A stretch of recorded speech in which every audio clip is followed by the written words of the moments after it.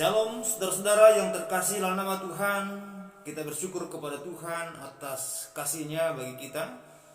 Pada pagi hari ini, mari kita datang kepada Tuhan untuk kita merenungkan firman Tuhan sebelum kita jauh melakukan aktivitas kita sepanjang hari ini. Oleh karena itu saya mengajak kita untuk berdoa.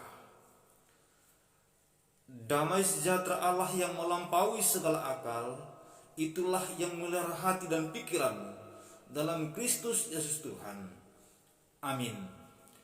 Bapak Ibu saudara-saudara yang terkasih dalam nama Tuhan, firman Tuhan bagi kita hari ini terambil dari Galatia pada pasal yang pertama, ayat yang pertama sampai dengan ayatnya yang kelima. Saya bacakan kepada kita bunyi firman Tuhan demikian.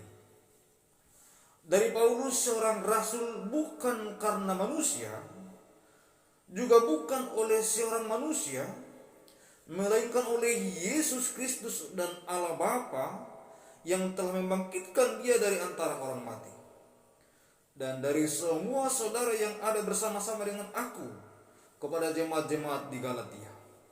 Kasih karunia menyertai kamu dan damai sejahtera dari Allah Bapa kita dan dari Tuhan Yesus Kristus yang telah menyerahkan dirinya karena dosa-dosa kita untuk melepaskan kita dari dunia jahat yang sekarang ini menurut kehendak Allah dan Bapa kita.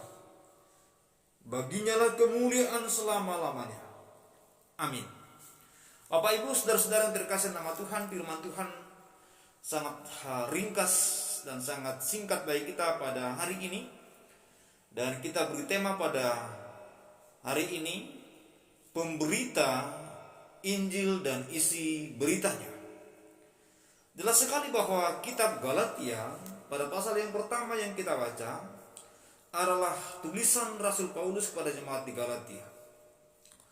Jemaat Galatia yang tadinya sudah bertumbuh, yang sudah mengenal kebenaran, tetapi seolah mulai ada pengaruh dari luar, yaitu pengaruh dari ajaran Yudaisme yang dicoba dicampur dengan ajaran Kristen, ajaran yang Alkitabiah.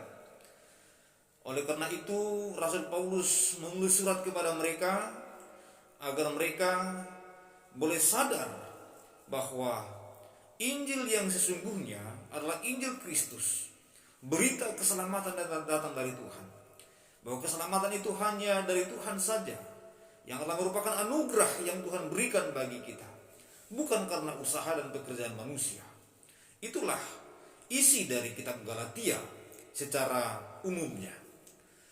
Untuk menyampaikan semua itu diawali dengan suatu pembuka yang menjelaskan siapa yang memberitakan Injil itu, atau siapa yang menuliskan surat itu, yaitu Rasul Paulus sendiri, yang dimana dia mengatakan bahwa dia menjadi rasul bukan karena kehendaknya, bukan pula karena kehendak manusia, tapi karena kehendak Allah. Saudara-saudara, pelayan Tuhan, pemberita Injil harus sadar akan hal itu. Kita yang melayani Tuhan harus menyadari bahwa kita dipanggil melayani Tuhan, bukan oleh manusia, tetapi oleh Tuhan sendiri. Wewenang pemberitaan itu kita terima dari Allah. Oleh karena itu kita harus bertanggung jawab kepada Allah, bukan kepada manusia. Dan berita itu adalah berita yang datang dari Allah. Oleh karena itu bukan untuk memegahkan diri, tapi untuk memegahkan Allah, untuk mempermuliakan Tuhan. Itulah maksud pemberitaan Injil. Bapak Ibu saudaraku yang terkasih nama Tuhan, di zaman sekarang banyak orang mencoba mencuri kemuliaan Tuhan, mencoba untuk membuat dirinya menjadi terkenal dan mencari keagungan-keagungan sendiri, motivasi-motivasi yang tidak tulus, motivasi-motivasi yang tidak sungguh-sungguh untuk mengasihi Tuhan, untuk melayani Tuhan. Hari ini kita diingatkan bahwa kita adalah pelayan Tuhan. Oleh karena Tuhan yang panggil kita, maka jadilah seorang pelayan yang bertanggung jawab kepada Tuhan. Beritakanlah firman, beritakanlah Injil. Sebagaimana dikatakan pada bagian ini bahwa sebagai seorang rasul, dia menyadari sendiri bahwa dia dipanggil oleh Allah. Dipanggil oleh Allah untuk memberitakan kabar baik itu. Injil keselamatan yang datang dari Tuhan. Dan saudara-saudara, seorang pemberita Injil, dia harus memberitakan Yesus yang mati. Yesus yang rela berkorban menebus kita, menebus saudara dan saya. Seorang pemberita Injil bukan sekedar orator yang pintar berbicara, tetapi dia harus menyampaikan Yesus yang tersalib, Yesus yang menanggung dosa manusia. Dan jika tanpa dia kita tidak dapat hidup, kita tidak akan memiliki hidup yang kekal. Kita akan binasa karena dosa-dosa kita.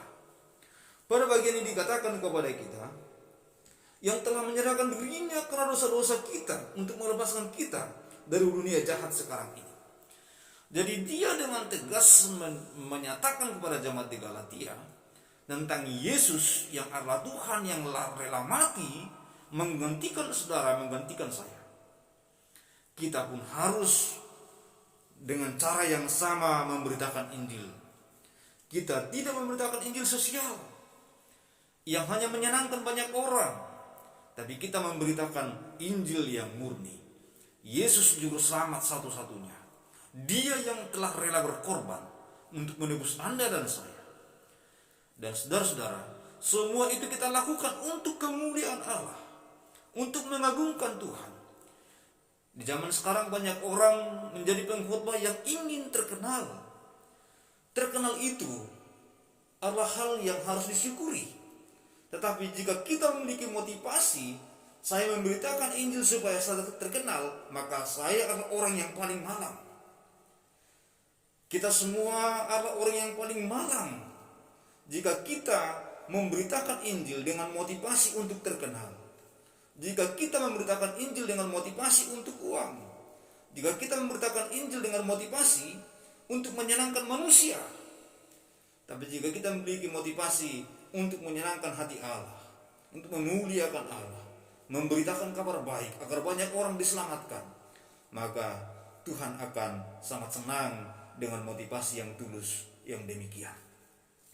Itulah sebabnya kata pembuka dari surat ini dikatakan kepada kita pada bagian ayatnya yang kelima, baginya lah kemuliaan selama-lamanya. Amin. Saudara-saudara yang terkasih nama Tuhan, hidup haruslah hidup yang mempermuliakan Tuhan. Pelayanan haruslah pelayanan yang mempermuliakan Tuhan. Segala sesuatu yang ada pada kita, baik itu tubuh, jiwa dan roh kita, pikiran-pikiran kita, semuanya itu harus diarahkan untuk mempermuliakan Tuhan. Oleh karena itu Bapak Ibu saudara yang terkasih nama Tuhan, jika saudara adalah orang memberitakan Injil, seorang pelayan Tuhan, maka milikilah motivasi yang tulus memberitakan Kristus juru selamat satu-satunya. Dan Kristus harus dimuliakan atas segalanya. Dan ingatlah, kita memiliki tanggung jawab yang besar kepada Tuhan. Dan jika saudara adalah seorang anggota jemaat, mari terimalah Kristus dalam hidup kita yang menguasai seluruh hidup kita. Dan jadikanlah hidup yang mempermuliakan Tuhan, hidup yang mengagungkan Tuhan. Tuhan berkati kita semua. Mari kita berdoa. Kami bersyukur kepadamu Bapa atas seluruh kasih dan kemurahan-Mu bagi kami. Kami telah mendengarkan renungan firman Tuhan. Ajari kami Tuhan, untuk kami selalu berkaca dan melihat kembali terhadap kebenaran-Mu, bahwa kami adalah orang-orang yang dipanggil Tuhan untuk boleh memberitakan kabar baik, kabar selamat di tengah dunia yang buruk ini. Dan mampukan kami semua untuk hidup dalam kehidupan yang benar, hidup yang mengagungkan Engkau. Saudara kami yang akan bekerja, Tuhan berkati mereka.